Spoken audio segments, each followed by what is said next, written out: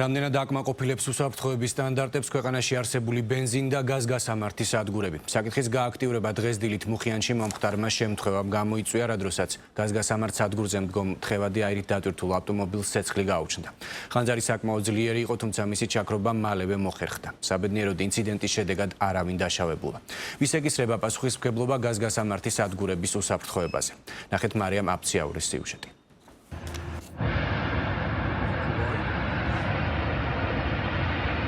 დღეს გამთენიისას მუხიანის მოსახლეობა აფეთქების ძლიერმა ხმამ გააღვიძა.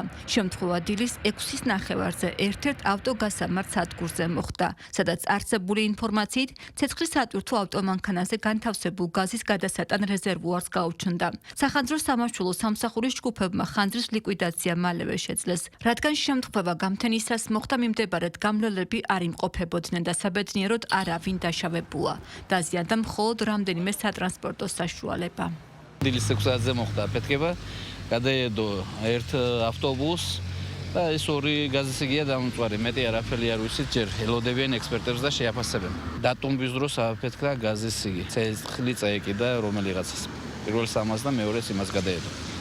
ცისტერნას წაეკიდა? არა, კაბინას და კაბინიდან ცისტერნაზე გადავიდა.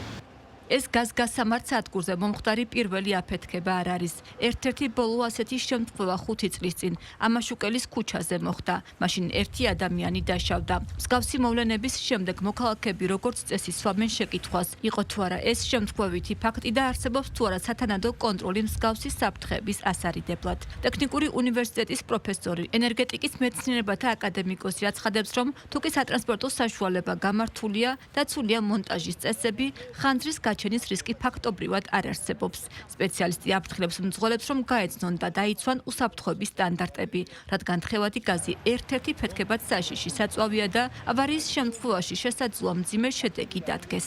თუ თხევადი აირი იყო, ყველაზე საშიშია და ცნობილია, რომ ყველაზე საფრთხიანი საწვავია ავტომობილისთვის და მისი მფლობელისთვის. და ბუნებრივი აირი ყველაზე ნაკლებ საშიშია. თუ ბუნებრივი აირი იყო ეს ამბავი, აირმა გამოიწვია.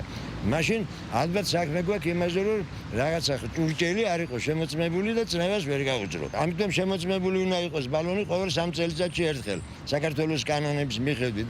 ეკონომიკის სამინისტროში აცხადებენ, რომ აღნიშნულ ობიექტებზე ტექნიკური ზედამხედველობა მათი მხრიდან არ ხორციელდება და ეს ადგილობრივი თვითმმართველობების ვალდებულება.